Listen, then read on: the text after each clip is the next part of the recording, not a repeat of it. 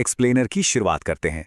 आज हम इतिहास के पन्नों से एक ऐसे खौफनाक और नाटकीय टकराव की गहराई में उतरने वाले हैं, जहां एक तरफ थी असीमित महत्वाकांक्षा और दूसरी तरफ था कभी ना झुकने वाला सम्मान।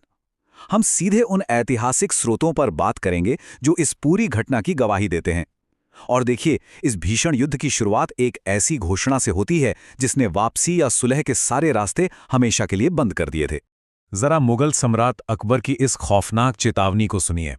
हम चित्तौड़गढ़ के किले पर मुगल परचम लहराएंगे और उसे लहराए बगैर वापस नहीं जाएंगे।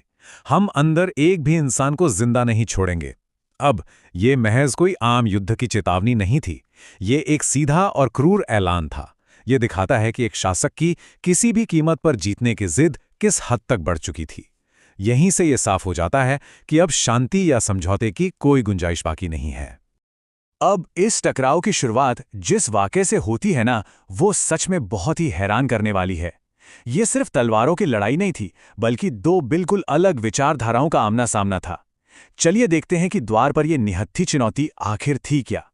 यहाँ स्रोत हमें एक बहुत ही गहरी वैचारिक खाई दिखाते हैं।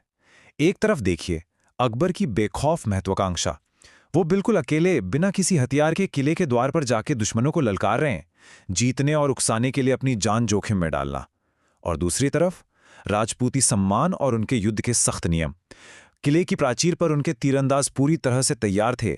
सबसे बड़ा दुश्मन ठीक सामने था, लेकिन उन उसूलों ने उन्हें एक निहत्थे इंसान पर वार करने से रोक दिया।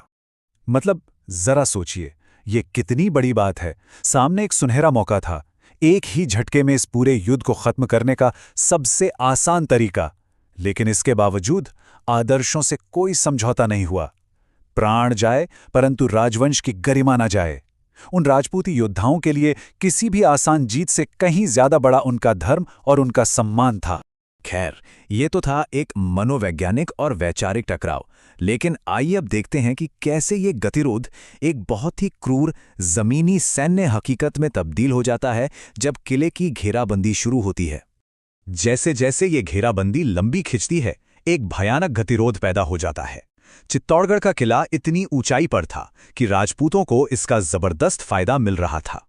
ऊपर से होने वाले तीरों की बारिश ने नीचे मुगल सेना को भारी नुकसान पहुंचाया। लेकिन किले की अपनी एक बहुत बड़ी कमजोरी भी थी। अंदर रसद और खाने पीने का सामान धीरे धीरे खत्म हो रहा था। तो ये सिर्फ हथियारों की लड़ाई नहीं रह गई थी, बल्कि समय और धैर्य दोनों पक्षों की कड़ी परीक्षा ले रहे थे। इस मुश्किल स्थिति में मुगल युद्ध परिषद के अंदर भी एक दिलचस्प बहस छिड़ जाती है। एक तरफ टोडरमल की बेहद ठंडे दिमाग वाली रणनीति है कि वो